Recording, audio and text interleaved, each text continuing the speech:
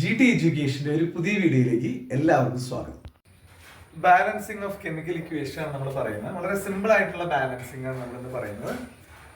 അപ്പോൾ സയൻസ് പഠിക്കുന്ന കുട്ടികൾക്ക് വേണ്ടിയിട്ടാണ്.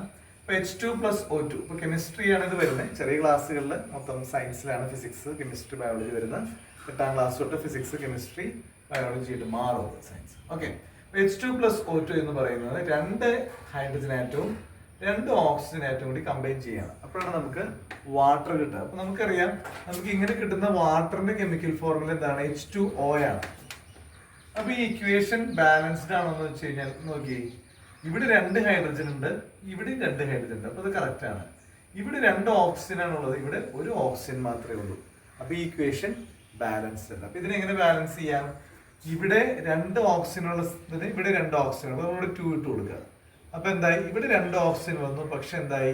പ്രൊഡക്റ്റ് സൈഡില് ഇവിടെ 4 ഹൈഡ്രജൻ ആയി പോകും. അപ്പൊ എന്ത് ചെയ്യണം?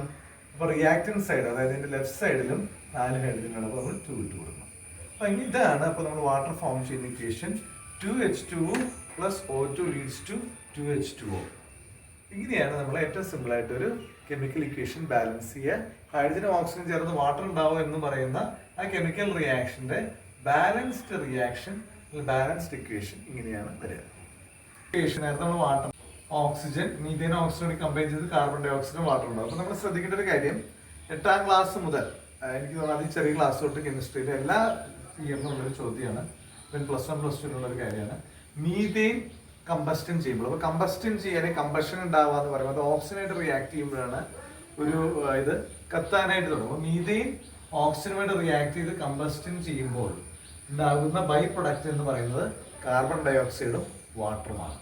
ഓക്കെ, അപ്പൊ ഈ ഇക്വേഷൻ നമുക്കൊന്ന് ബാലൻസ് ചെയ്യാനായിട്ട് നോക്കാം. ഇവിടെ നമുക്ക് കാർബൺ ഇവിടെ ഒരെണ്ണമാണോ ഉള്ളത്, അപ്പൊ ഇവിടെയും ഒരെണ്ണം ഉള്ളൂ, നോ പ്രോബ്ലം. ഹൈഡ്രജൻ ഇവിടെ 4 ഉണ്ട്, പക്ഷെ ഇവിടെ ഹൈഡ്രജൻ 2 മാത്രമേ ഉള്ളൂ. ഇവിടെ 4 ഹൈഡ്രജൻ വരണമെങ്കിൽ എന്ത് ചെയ്യണം? നമ്മളിവിടെ 2 ഇട്ട് കൊടുക്കും. അപ്പോൾ ഇവിടെ എന്തായി? 4 ഹൈഡ്രജൻ ആയി. പക്ഷെ 4 ഹൈഡ്രജൻ ആയപ്പോൾ ഇവിടെ 2 ഓക്സിജൻ കൂടി വന്നു. ഇവിടെ ഇപ്പോൾ 2 ഓക്സിജനും ഇവിടെ 2 ഓക്സിജൻ അടക്കം 4 ഓക്സിജൻ വരും. പക്ഷെ നമ്മുടെ ഈ സൈഡില് 2 ഓക്സിജൻ മാത്രമേ ഉള്ളൂ. അപ്പൊ നമുക്ക് ഇവിടെ 4 ഓക്സിജൻ കിട്ടാനായിട്ട് ഇവിടെ 2 ഇട്ട് കൊടുക്കുക. അപ്പൊ എന്തായി? 2O2. ഇനി ഒന്ന് ചെക്ക് ചെയ്യൂ. കാർബൺ 1, ഇവിടെയും 1, ഹൈഡ്രജൻ 4, ഇവിടെ 2, 4 ഹൈഡ്രജൻ, ഓക്സിജൻ 4, ഇവിടെ 2 ഓക്സിജൻ പ്ലസ് ഇവിടെ 2 ഓക്സിജൻ 4. അപ്പൊ നമ്മുടെ എല്ലാ കെമിക്കൽ ഇക്വേഷനും law of conservation of mass എന്ന് പറയുന്ന യൂണിവേഴ്സൽ ലോയ്ക്ക് അനുസരിച്ചിട്ടാണ് എല്ലാ ഇക്വേഷനും ഡിപ്പെൻഡ് ചെയ്യുന്നത്. ഓക്കെ, അങ്ങനെയാണ് ഈ equation CH4+2O2 leads to CO2+2H2O വരുന്നത്. ഇനി നിങ്ങൾക്ക് ഡൗട്ടുകളൊക്കെ ഉണ്ടെങ്കിൽ നമ്മുടെ കമന്റ് ബോക്സിൽ കമന്റ് ഇടുക. മറ്റ് ഇക്വേഷൻസ് ഒക്കെ ബാലൻസ് ചെയ്യുന്ന ബുദ്ധിമുട്ടുണ്ടെങ്കിൽ നിങ്ങൾ കമന്റ് ഇട്ട് കഴിഞ്ഞാൽ നിങ്ങൾക്ക് അതിനുള്ള ആൻസേഴ്സ് നൽകുന്നതായിരിക്കും. നിങ്ങൾക്ക് ഈ വീഡിയോ ഇഷ്ടമായെങ്കിൽ അത് മാക്സിമം ആൾക്കാരിലേക്ക് അത് ഷെയർ ചെയ്യുക, കമന്റ് ചെയ്യുക, നിങ്ങൾ സംശയങ്ങൾ കമന്റ് ചെയ്യുക. അതുപോലെ തന്നെ ചാനൽ സബ്സ്ക്രൈബ് ചെയ്യുക.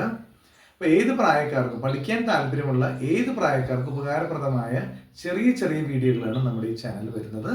അപ്പോൾ നമുക്ക് അടുത്ത വീഡിയോയുമായിട്ട് വീണ്ടും കാണാം. അതുവരെ ബൈ.